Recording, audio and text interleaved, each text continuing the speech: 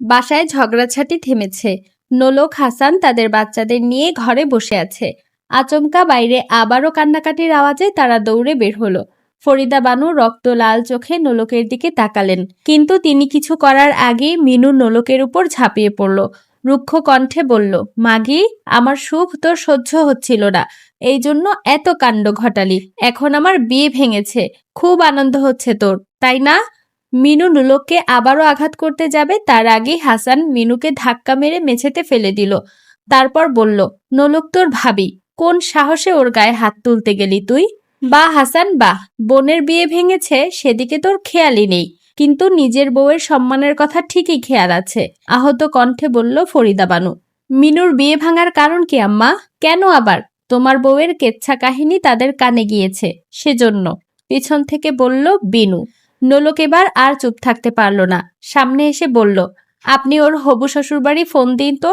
এই 2 দিনে আশা করি জেনে গিয়েছেন আপনার মা বোন কি পরিমাণ মিথ্যা কথা বলে। আমি আসল কারণ জানতে চাই। এ পর্যায়ে মা মেয়ের মুখ চুপসে গেল।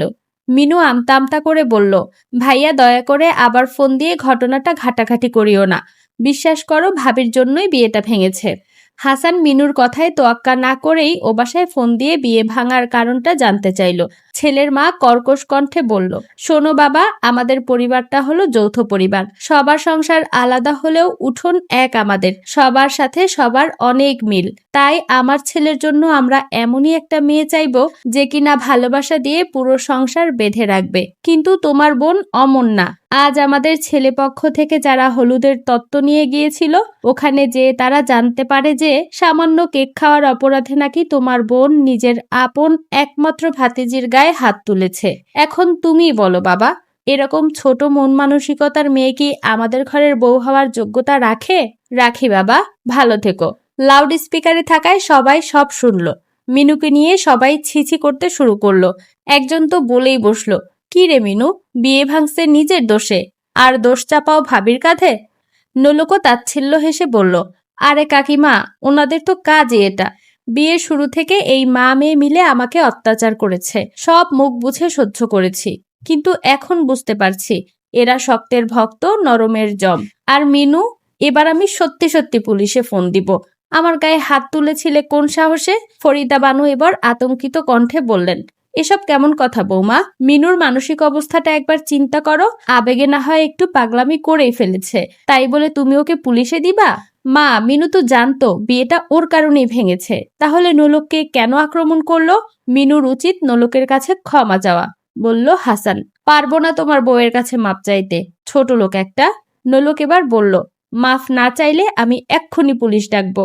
আর তুমি এতক্ষণে বুঝেই গিয়েছো আমি কি কি করতে পারি। পরিস্থিতি খারাপের দিকে যাচ্ছে দেখে মিনু মাপ চেয়ে দ্রুত ঘরে ছুটে চলে গেল। প্রতিদিনের মতো সকাল হলেও আজকের সকালটা ভিন্ন ছিল। নোলক আজও ওঠেনি, কিন্তু আজ ফরিদা বানু আর চেঁচামেচি করলেন না, নিজের চা নিজেই করে খেয়েছেন। কিন্তু সমস্যা ঘটল নাস্তা নিয়ে। সবাই কি নাস্তা খাবে? সবার জন্য তো নাস্তা বানানো হয়নি।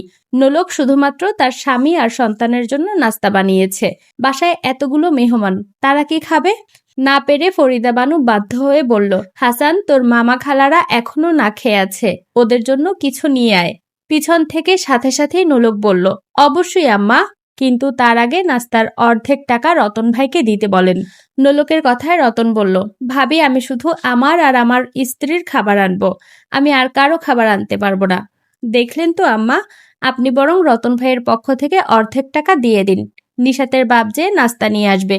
দুষ্টু হেসে বলল নোলক। ফরিদা বানু এবার রাগান্বিত দৃষ্টিতে বড় ছেলের দিকে তাকিয়ে বললেন, তোর বউয়ের কথায় তুইও কি একমত হাসান? জি আম্মা, শক্ত কণ্ঠে জবাব দেয় হাসান। তাহলে আজই আমার বাড়ি ছেড়ে চলে যাবি। কিন্তু এ বাসায় তো আমারও অধিকার আছে আম্মা। কিসের অধিকার? ভুলে গিয়েছিস? তোর আব্বা মরার আগে এই বাড়ি আমার নামে করে দিয়েছিল। হয়তোবা তিনি বুঝতে পেরেছিলেন তার বড় ছেলে একটা নেমক হারাম হবে। তাচ্ছিল্য কণ্ঠে বলল ফরিদা বানু, সারা জীবন তোমাদের জন্য খাটলাম, আর এখন তোমরা আমাকে বলছো নেমক হারাম? তবে তাই সই, আজই আমি এ বাড়ি ছাড়বো, আহত কণ্ঠে বলল হাসান। তারপর নোলককে বলল, এক্ষুনি ব্যাগ গোছাও নোলক। স্বামীর আদেশ পেতেই ঘরে ছুটল নোলক। আজ সে অনেক খুশি, অবশেষে এই নরক থেকে সে মুক্তি পাচ্ছে। তার টাকার কোনো লোভ নেই, তার লোভ একটারই, তার নিজের একটি সুখের সংসার। আসসালামু আলাইকুম এভরিওয়ান। এতক্ষণ আপনারা শুনছিলেন নোলকের নতুন শাড়ি গল্পটি। পরবর্তী পর্বগুলো আমি খুব দ্রুত দিয়ে দেওয়ার চেষ্টা করব। সেই পর্যন্ত সবাই ভালো থাকুন, সুস্থ থাকুন এবং আমার সাথেই থাকুন।